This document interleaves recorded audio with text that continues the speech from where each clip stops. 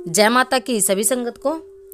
तो देखिए, पूजा पाठ तो तकरीबन सभी करते हैं और जिन बच्चों के पास गुरु मंत्र है या किसी गुरु से जुड़े हुए हैं वो तो अपने मंत्र का ही जाप करते हैं, हवन करते हैं। पर जो बच्चे केवल माँ दुर्गा की भक्ति करते हैं, बहुत सारी माता बहनें ऐसी होती हैं जो नवरात्रि में माँ दुर्गा की सेवा पूजा कर रही हैं और नवारण मंत्र का जाप करती हैं। अब नवारण मंत्र का जाप करते करते उनको 1 वर्ष हो गया है, 2 वर्ष हो गया है, परंतु उनका ये कहना है कि नवारण मंत्र से हमें फल नहीं मिलता। फल क्यों नहीं मिलता? क्योंकि आप लोग उसका हवन नहीं देते हैं।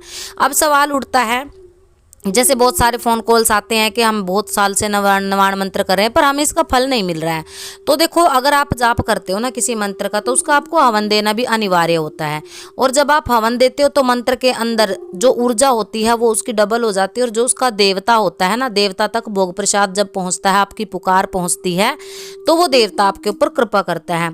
तो आज लेके आए हैं आपके लिए नवाण मंत्र की जो हवन विधि होती है ना। विधि तो देखो सभी जानते हैं, विधि के बारे में भी थोड़ा बहुत आपको जानकारी देंगे। और जो ये हवन होता है ना नवाण मंत्र का, इससे आपको क्या क्या लाभ मिलते हैं, क्या फायदे होते हैं अगर आप नवाण मंत्र का जाप कर रहे हो और आप इसका हवन अगर दे देते हो ना, तो आपको बहुत जल्दी आपके रुके हुए कार्य जो है बनने लग जाते हैं। तो सबसे पहले तो बताएंगे कि ये अगर नवाण मंत्र से आप हवन कर लेते हो तो आपको क्या प्राप्त होता है। सबसे पहली चीज जो है, आपको दुर्गा माँ की कृपा प्राप्त होती है, क्योंकि नवाण मंत्र दुर्गा माँ की कृपा के लिए विशेष है। और ये तांत्रिक सिद्धियां जितनी भी होती हैं उनमें भी इस मंत्र का प्रयोग किया जाता है। अगर किसी ने इसको दिल से और बहुत अच्छे से, नवाक्षरी मंत्र इसको कहा गया, यानी कि 9 अक्षर का मंत्र, 9 लाख की संख्या पे ये जाके सिद्ध हो जाता है। जब जो माता बहनें कह रही हैं कि हम 2 साल से 3 साल से कर रहे हैं, तो वो अपने मंत्रों की गिनती जो है करके देखो और उसके हवन देना आप शुरू करो, क्योंकि आप लोग हवन नहीं करते हैं तो आपको उसका फल नहीं मिल पाता है। तो जैसे नवग्रह का जो आशीर्वाद आपको मिलता है, अब हमारे जीवन में जो दुख संकट आते हैं वो नवग्रह की वजह से आते हैं। कभी राहु का दोष हो गया, कभी शनि का दोष हो गया, कभी मंगल भारी, कभी बुध भारी।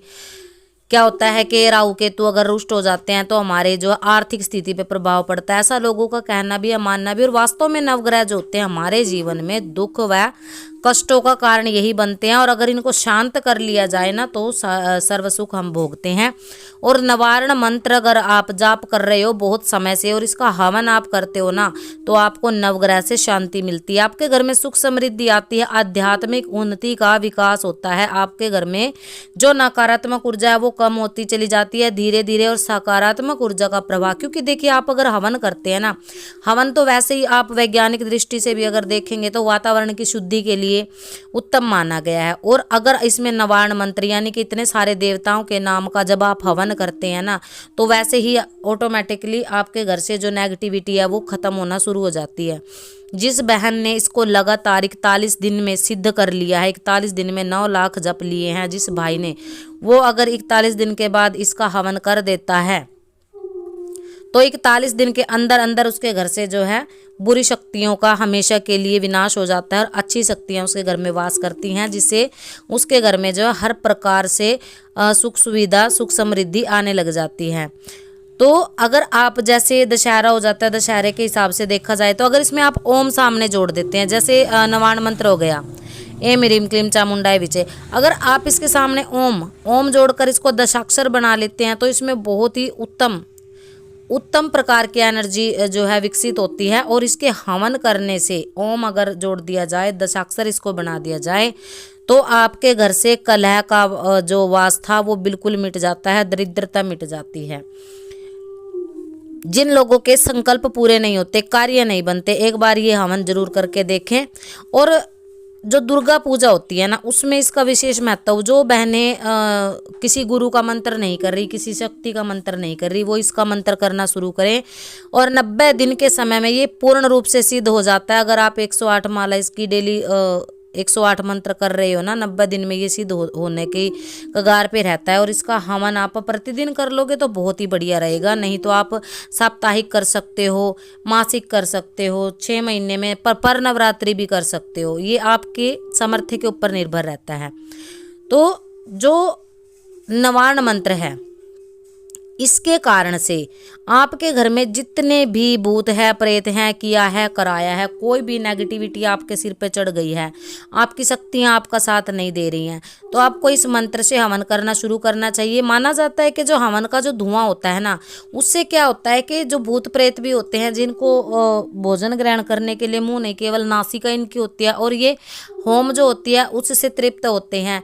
तो क्या होता है कि अगर नवार्ण मंत्र में आहुतियां जा रही हैं ना, सभी के नाम की, अपने देवता के नाम की, तो उसकी खुशबू से इनको भी तृप्ति मिलती है। इसलिए कहा जाता है कि नकारात्मक ऊर्जा बाहर चली जाती है, वो बिल्कुल शांत हो जाती है धीरे धीरे, क्योंकि कुछ अंश उनको भी मिलता है इसका। और जब हमारी दीवारों पर इसके कण चिपक जाते हैं, हवन के जो धुआं उठता है और कण घर की दीवारों पे चिपकते हैं ना, तो वो एनर्जी किसी भी कोने में नहीं रह पाती है। शाम के समय अपने घर के सभी लाइटें जरूर ऑन कर दिया करो। अपने घर के मंदिर में अंधेरा नहीं होना चाहिए।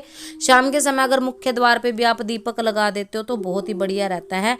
पर यहाँ बात हो रही है नवार्ण मंत्र से हवन करने के लिए, तो इसकी विधि जिन बहनों को नहीं पता है, देखो वैसे तो हवन विधि तकरीबन सभी को पता होती है, पर जिनको ये यही नहीं पता है कि आहुति में डालना क्या है, सबसे पहले हम कहाँ से शुरुआत करें और कहाँ पे इसका अंत होता है, तो उनके लिए जैसे आपने हवन कुंड ले लिया, आप गाय का कंडा ले सकते हो, उपले के ऊपर भी इसको कर सकते हो आग बना करके, या फिर समीदा आम की लकड़ियां भी आप बारीक बारीक ले सकते हो। आपको कपूर से अग्नि प्रज्वलित कर लेनी है और घी रख लेना है। गुड़ घी से भी आप कर सकते हो, पंचमेवा से भी आप कर सकते हो। अपना सामर्थ्य देखो कि आप किस चीज़ की आहुति देना चाहते हो। सामग्री में थोड़े चावल और शक्कर मिलाकर भी आप हवन कर सकते हैं।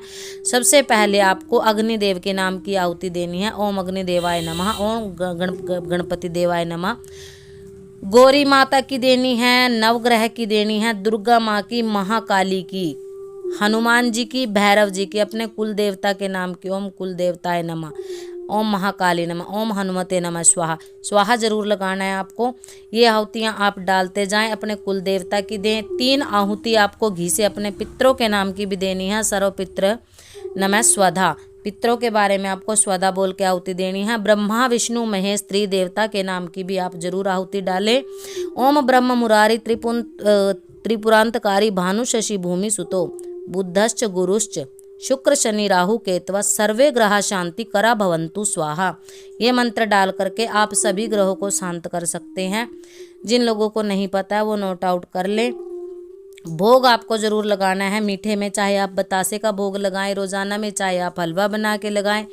इसमें फिर से कहेंगे अपने सामर्थ्य के आधार पे आप भोग लगाएं। जो भी जितना प्रेम आपने इष्ट से कर सकते हो, दुर्गा माँ से कर सकते हो, इतना प्रेम करें। भोग नित्य प्रति आपको जरूर लगा देना है। आरती कर लेनी है और हवन की जो भभूत बचती है, राख बचती है, उसको आप पानी में मिला के, गंगा जल में मिला के अपने घर में छिड़काव करें। इससे आपको हर प्रकार से सकारात्मक ऊर्जा महसूस होगी। तो ये थी जानकारी। सबको जय माता।